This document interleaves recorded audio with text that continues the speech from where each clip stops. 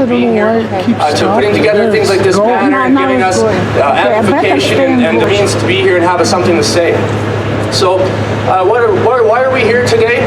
Well, I got to ask you, people, how's the economy treating you? Great. So, once upon a time, this used to be the fabled land of promise, and the economy here used to grow and to have prosperity. But now here we have it's broke. We're breaking financially. So we've seen the joblessness that is being reported to us as a drop in the price of oil, and yes, that is definitely affecting us financially. And I won't say that doesn't have a massive impact on our industries, but the decisions that the government is making at this moment in time to implement a carbon tax on top of our unemployment, I think if she was aiming for 100,000 people unemployed, well, now we can go for maybe 2. Because if we don't start taking some direction, some change of the direction, we're not going to be able to recover as quick as we had in the past. This is the greatest economic recession we've had in 30 years, since the 80s, since Mr. Trudeau Sr. was in power.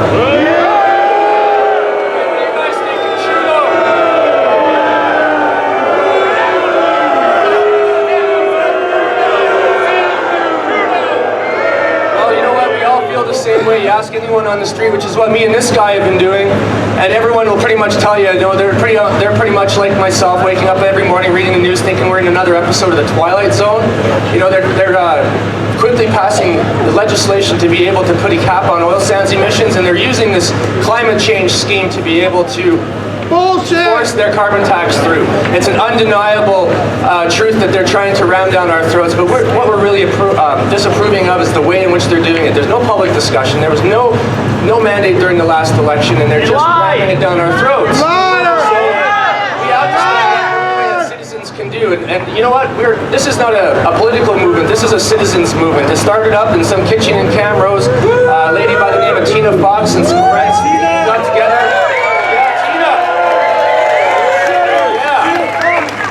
So Tina and some friends got together in northern Alberta, and they decided they wanted to have an Alberta-wide rally. So a bunch of us in Calgary, Edmonton, Fort McMurray, Grand Prairie, Red Deer, Airdrie, Brooks, Lethbridge, and Medicine Hat, we've all decided to stand up today all across Alberta. So this is actually an Alberta-wide rally. It is a citizens rally. This is not a political rally, but we do have some political support in that people are opposed to this legislation that's being put through, and it's not just the carbon tax, there's others. We can work on the carbon tax to support our petition against the carbon tax, and that's what we're here for today, is to ask you all to sign our petition that we've actually had pre-screened by the legislative secretary, by lawyers. We've actually gone through the process of making sure that it doesn't get X'd out at the door when it comes in and says, oh, you guys missed this or you missed that. We've gone through the great lengths to make sure that it doesn't fail the first check.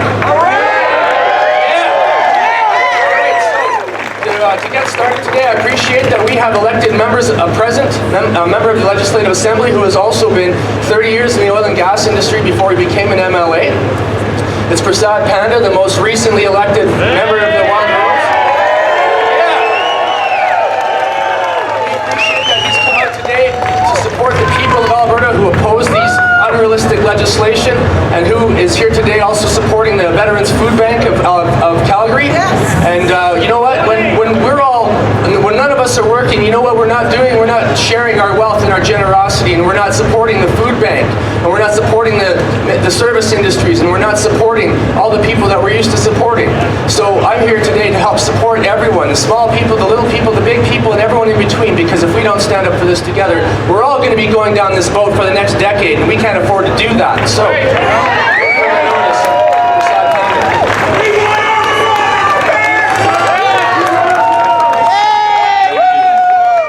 Thank you, Dwayne, for that kind introduction.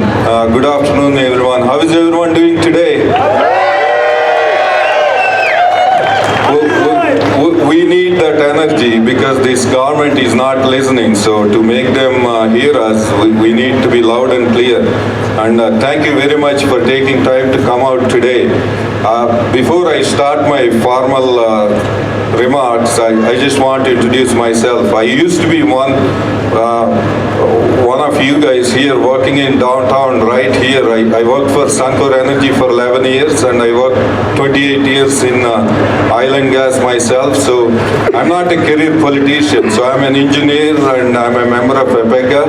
And the reason I joined Wild Rose a few years ago was when I felt our Alberta's prosperity and our prospectus were under attack. So I talked to a few people in Wild Rose back then. I had a friend, David Yeager. He was the past president of Wild Rose, and him and a few of us got together in 2011 and we started a website called Protect the Patch. So many of us ran on that platform back then in 2012.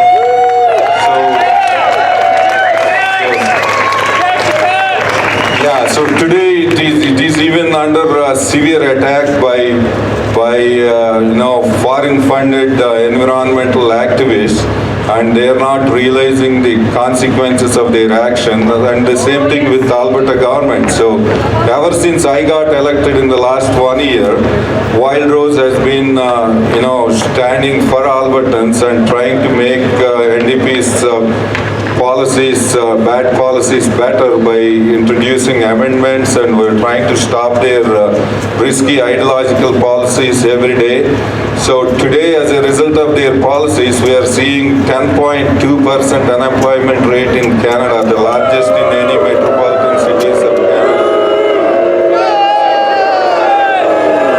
So it's 100,000 people out of job, and NDP is not stopping there yet. They're still going full steam ahead with their policies. And recently I read an article in Calgary Herald, and Don Braid said Premier Notley is saying that they want to implement their policies very quickly, and they want to ensure that no other future government can reverse their policies. I'm very disturbed with that.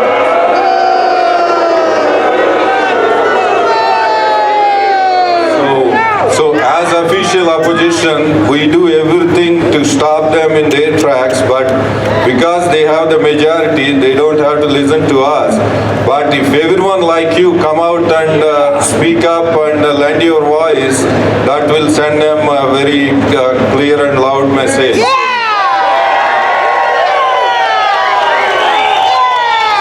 That's why I do appreciate all of you taking time to come out and express your views. And I would like to thank all the volunteers and organizers for putting this rally together. This rally is for Alberta and for Alberta. And it is great to be with you all today and to rally for Alberta. And there is no question our province is facing challenging times. We have seen over 100,000 jobs vanish, as I said before, and for me, those are not stats, because when I worked at Suncor, I worked with many engineers in oil companies, with EPC companies like SNC Lavalin or Bantrell or Jacobs or Worley Parsons, Floor Daniel, and today I have thousands of my friends looking for work. For me, those are not families. I could feel their pain, and there is so much impact on their families, and I could feel for them. And everyone has felt the impact. And our province has felt the pain from economic downturns in the past, but something is different this time, because we have all levels of government here in Canada, they're doing their best to make the bad situation worse. That is the problem now.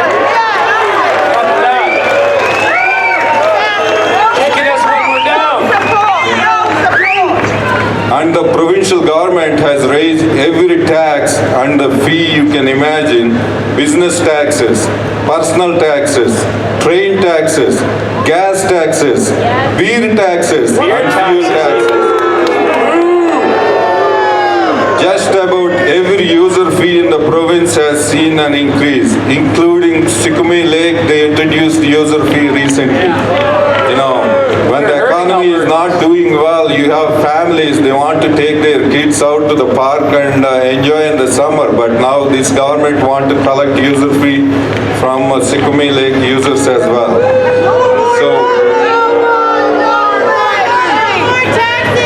When the government ran out of taxes to raise, they decided to bring a new one. A massive new carbon tax is set to come into effect less than 2 months from now, from 1st of January.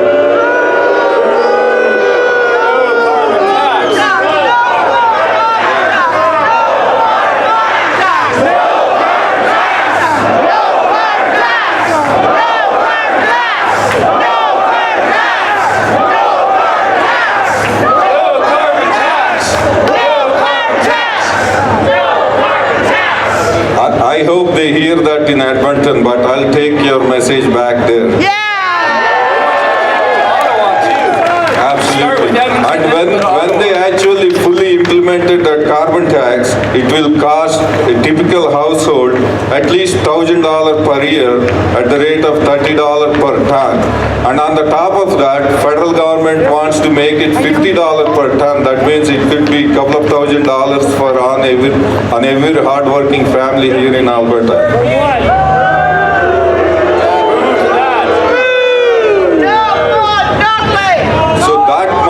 Should be left in the pockets of the families where they could use that for groceries or for paying their mortgage and so on. Yes, sir. But this government thinks they know how best to use our taxpayers' money, how best they waste. We all seen that. Yeah, what do you guys think of that? How the Nolly government's using their tax money? They actually want to spend that money on corporate welfare schemes. Yeah, exactly. So that's not how we want to see them spend the tax dollars.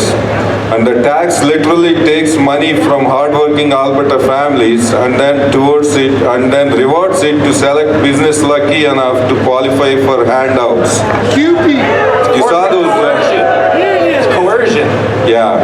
And in Ottawa, we have a government that's working hard to enforce more expensive carbon pricing. They call it carbon levy or pricing. It's all a tax, right?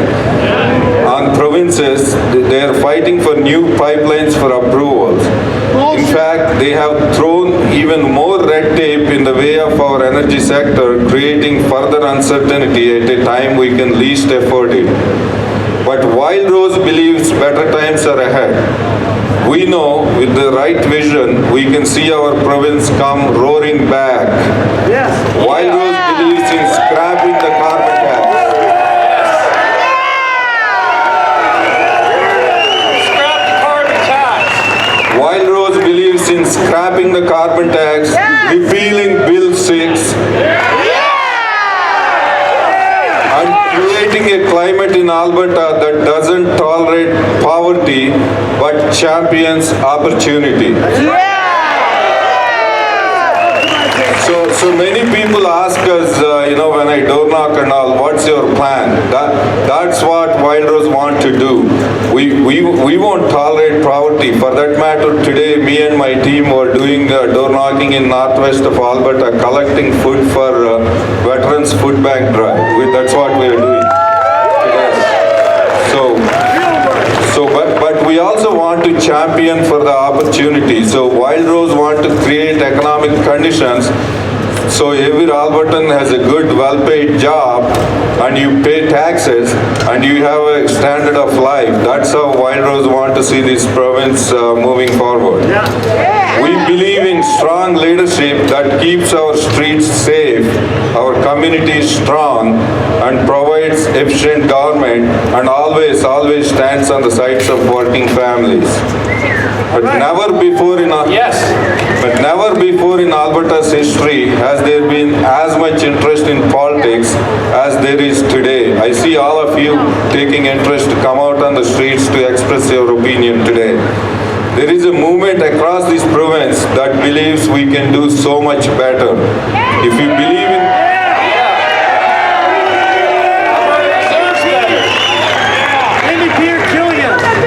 And if you believe in this word, I ask you to join us and help build our numbers so we can stand in the legislature.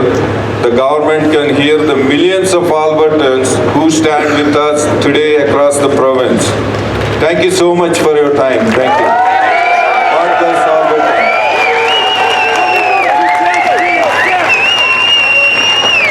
so much, Prasad. I really appreciate you coming out here today and rallying for Alberta and supporting the veterans. Please, if you have brought food items, I believe we're collecting them at the table on the right where the petition is. The petition, as again I said before, we've actually gone to great lengths to have it reviewed by lawyers and have it submitted to the legislative secretary to have it reviewed about the wording, make sure that it doesn't get disqualified upon submission because it somehow doesn't conform to the expectation. I'll speak a little louder. Sorry guys, I'm a bit of a rookie here. Not used to throwing my voice around with a mic. Alright, so we've got some interesting people here. I hope that there's some people here from the oil patch. Is anyone here from the oil patch? Yeah. How about the service industry? Anyone in the service industry? How about anyone in technology?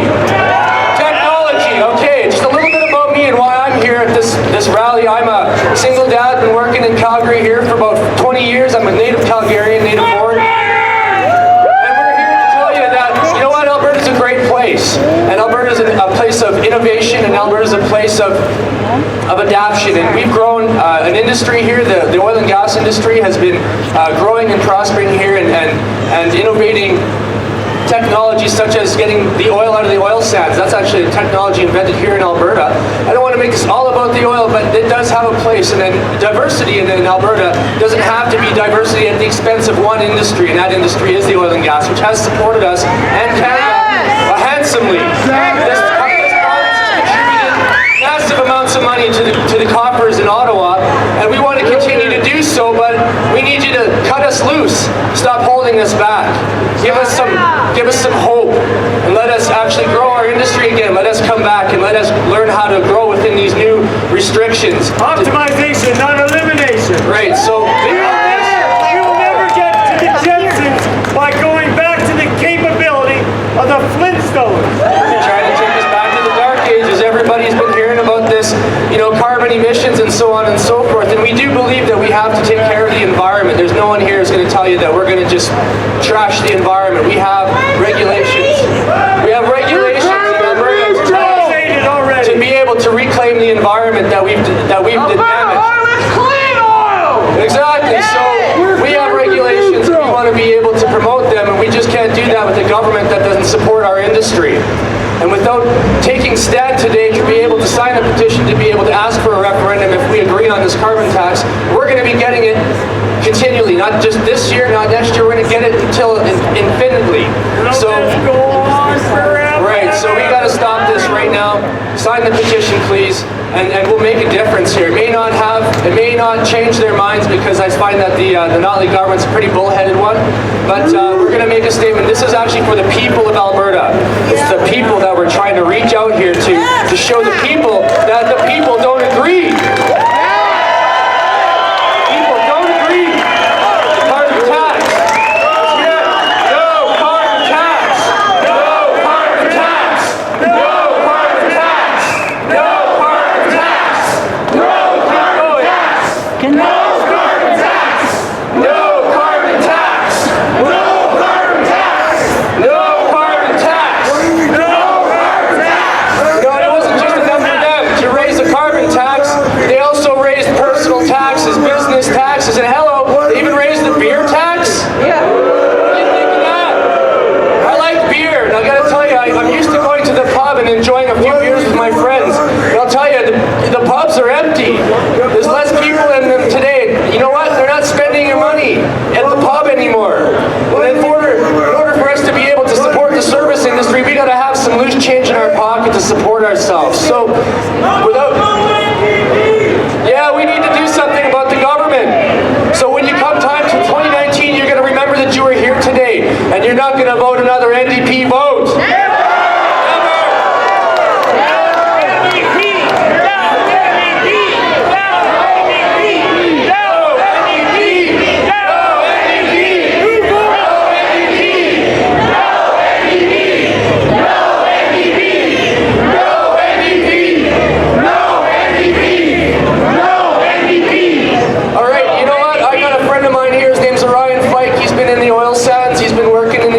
Industry for 20 years.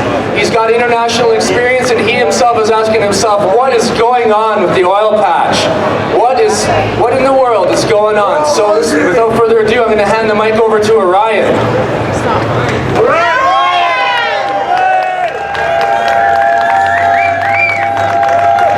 I am impressed. I'm impressed. Thank you all for coming out. I appreciate it. Thank you. Text all your friends. All right, to start out, again, thank you all for coming. And thank you for allowing me to say a few words on behalf of Alberta today. I wanted to recognize that everyone here has set aside some obligation or postponed some activity and decided what's going on at the McDougall Centre is a priority. That what's happening is important, and the issues brought here today are impacting you and the people you care about. And there are hundreds of excuses to stay home, but there's only one reason to show up, and that's because it matters.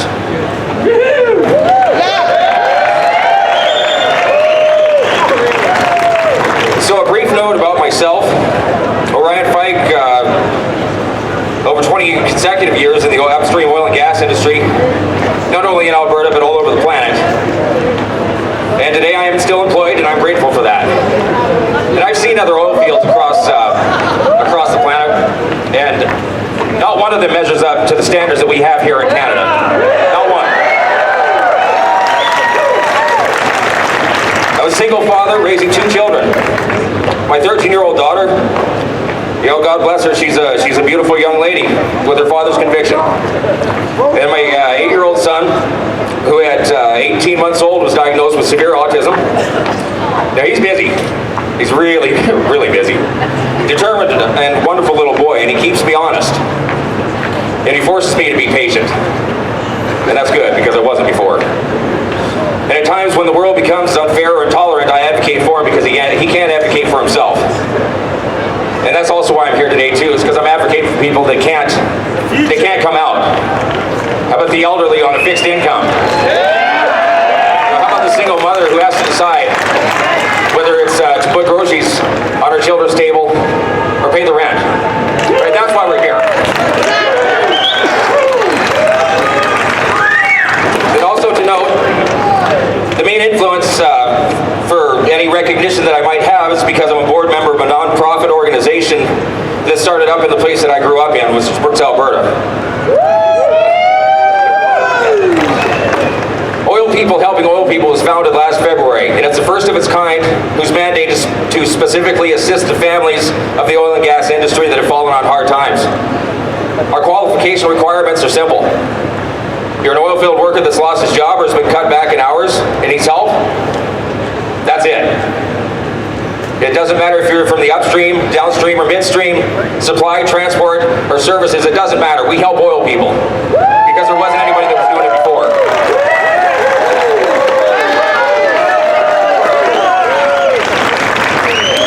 I wish we could do more, but because of the small size and relatively young organization, our mandate is currently limited to residents of Dole County. However, we are in the process of applying for a full charity status and plan to expand early in the next year, where there could be a substantial increase in the request for our services.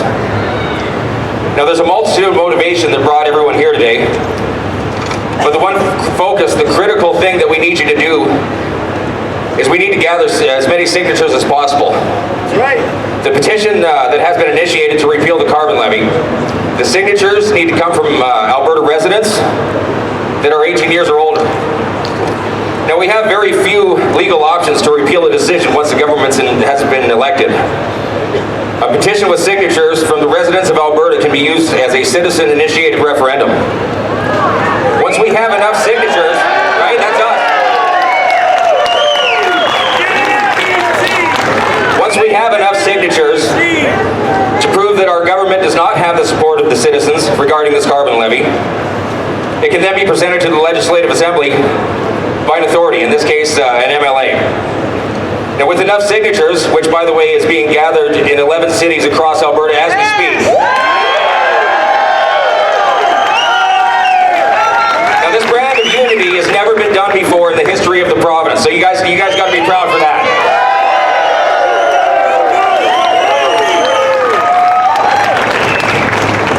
With enough signatures, this petition can show that our provincial government does not have a mandate for this decision. No mandate. The people of Alberta of this intention, as the carbon levy was no part of mention during the election campaign. Right? They're acting in a manner that is of self-direction and one that does not resemble the representative democracy that we have here in Canada.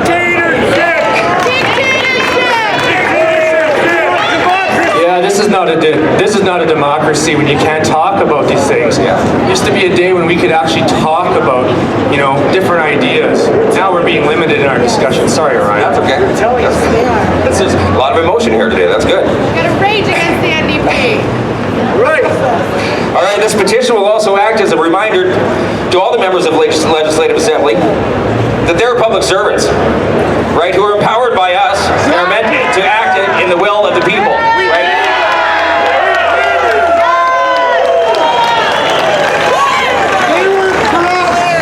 Now, by definition, the proposed carbon levy is the opposite of a revenue neutral. There's no existing taxes that are decreasing to offset this levy. Now, a few things are exempt, like interjudicial flights.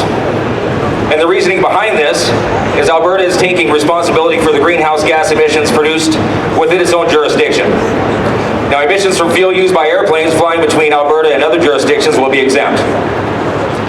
Now, since they don't tax the flights coming in from outside the province, and the destination province doesn't tax the flight from Alberta, this is just a complex way of saying all flights that begin and end in the province will be taxed.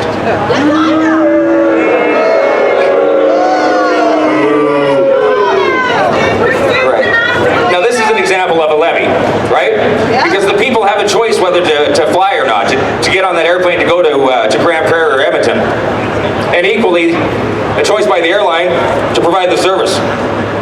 So most likely, a lot of these services will most likely be shutting down because there is no advantage anymore. Just another industry that's been hit by their taxes. Yeah, exactly. Now let me ask why. Why doesn't this apply to any vehicle whose destination is going outside of Alberta? What about the truck stops and the restaurants, the gas stations, and the employees of these establishments that will all suffer? They'll all suffer loss of revenues. And I'm sure the transit commuter, given the choice, because it is a levy, will pass through Alberta to fuel up in Saskatchewan or BC. The fuel for farming machinery is exempt, and thank God for that one. They're going to tax the LRT. They're going to tax the freight. Now, however, the fuel that's used to transport the farm crop or to the grocery store or the feedlot is not exempt, and that tax will be passed on to us, the consumers. The fuel used in any government vehicle for the purpose of performing their civil duties is exempt. Hang on. Who pays for their fuel? That's us. So thanks for not taxing us on your fuel, because we pay for it anyways. Now, back in 2013, Interpol, I don't know if everybody's not aware who Interpol is the international, or the Inter-Organization for the Crime Prevention in Europe. The Guide to Carbon Trading Crime, they released a document titled Guide to Carbon Trading Crime back in 2013. Now, the document describes in detail the various ways carbon credits are traded and the reasons thereof. It also details various ways that countries, hackers, companies may try to scam the carbon market, and how governments must be vigilant against the theft to point out to the point of setting up oversight committees. Now, although this is interesting, what really caught my attention was the monetary value of this carbon market. The carbon market and the trading of carbon credits has become a very, very big business. Now, in 2011, the carbon market had an estimated value of $178 million. In that year, $178 billion with a B. And that same year, trading reached $10.2 billion between countries that are in this pool. Now, keep in mind, this is set up as a commodity exchange based on a non-physical item. It's not like it's gold or oil or anything like that. It's nothing. It's a scam. It's a carbon credit. It's a scam. It's a scam. Now, It's a scam. Say it like it is, brother. It's a scam. Carbon tax scam. Carbon tax scam. Carbon tax scam. Carbon tax scam.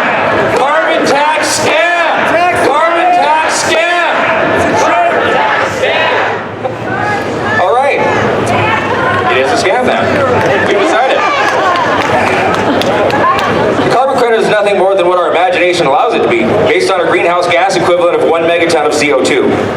The purchase of carbon credits is used in lieu of an imposed fine, so either way, the emitter pays. Now, this commodity is not like the historical open market commodity whose value rises and falls. The price is set by government governing bodies. So they decide how much these credits are worth. And with more countries joining in the carbon trading scheme, this market will only increase in value. Now, as stated by Interpol's document, once the USA joins in the carbon trading scheme, the value will increase somewhere between $2 to $3 trillion. If we take our 2011 model and assume that roughly 6% of that market volume is traded, it would equal the amount of $180 million traded per year. That's $4.9 billion, I'm sorry, $180 billion, $4.9 billion a day traded in carbon credits. Now, a market with no physical commodity and a fixed price, I mean, it sounds more to me like a transfer of wealth than an attempt to combat climate change. Exactly. Socialism. Corporate socialism. From my perspective, our government's stance and motivation for carbon taxes, why cure the planet when you can collect taxes for the continued entropy? It's not going to help. We know that green energy initiatives have been abandoned by countries such as the United Kingdom and Germany due to the increased financial burden of the consumer. And Australia. The tax did, yes. Australia dumped their carbon tax. And all one needs to do is look at the prices paid here at home by the people of Ontario to catch a glimpse of what an aggressive implementation of green energy sources would look like. No-win scenario there. If this is what our future utility prices will become, then we need to be part of the decision-making process. Now, I would say with certainty that all Canadians share concern regarding the dangers of overproduction and overconsumption and pollution and the negative impacts it has on our environment. I would also caution the policymakers that this agenda of an aggressive and accelerated implementation of carbon pricing and green energy sources that has been attempted before, and it's only inside of the public discourse which has led to the reversal of these policies, which is what we're doing here today. We fight against these things because it's just too expensive to sustain. That's why we fight. Yeah. But we don't protest, we accept.